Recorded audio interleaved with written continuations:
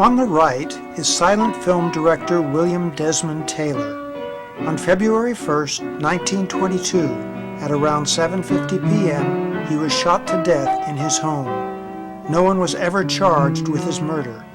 The following 16 silent film celebrities were mentioned in connection with the case. Mabel Normand had attended several Hollywood social events with Taylor. On the evening of his death, she visited Taylor in his home, departing only minutes before he was shot and killed. Mary Miles Minter was strongly infatuated with Taylor and wanted to marry him, despite strong opposition from her mother, Charlotte Shelby. After his death, love letters written from Minter to Taylor were found in his home. Carl Stockdale stated that he was visiting Charlotte Shelby in her home at the time Taylor was killed.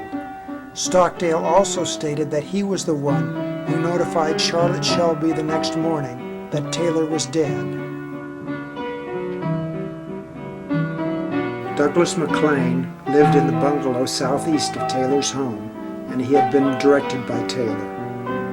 McLean heard the shot that killed Taylor, and McLean's wife saw the killer depart from Taylor's home. Edna Purviance lived in the bungalow west of Taylor's home. That evening she was visiting friends and came home around midnight, so she was not home at the time Taylor was shot and killed.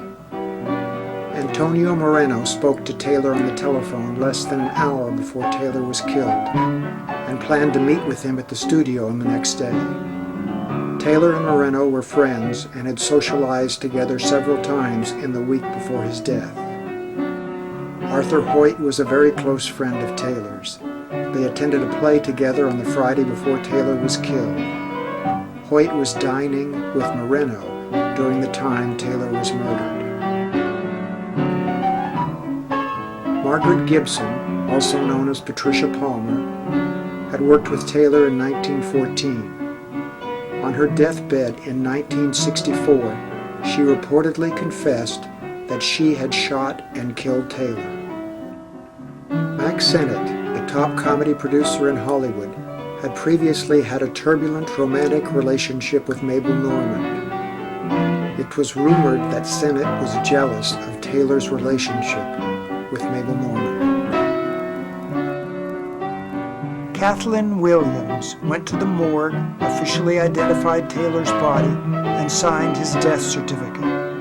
Her husband, studio manager Charles Eyton, removed documents from the murder scene.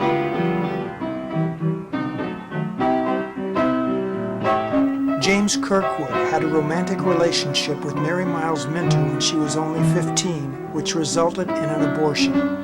Some investigators thought that Kirkwood's past relationship with Minter made him a suspect in Taylor's murder.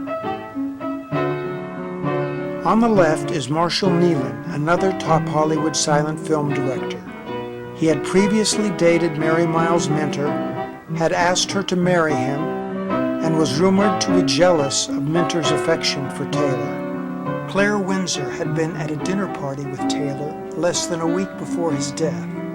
During that dinner party, Taylor had told her that if he ever got his hands on Edward Sands, his former servant, Taylor would kill him. It was rumored that Mabel Normand was addicted to narcotics and that actor Hugh Fay, seen here dancing with Mabel, was responsible for her addiction. After Taylor's murder, there were rumors that Taylor's opposition to drug pushers had led to Taylor's death. On the right is Gareth Hughes. Correspondence and statements seem to indicate that Gareth Hughes had some connection with the Taylor murder, which led him to be questioned by investigators on the case. Neva Gerber had been engaged to Taylor for several years. The engagement was broken off years earlier, yet 3 weeks before his murder, he sent her a check for $500.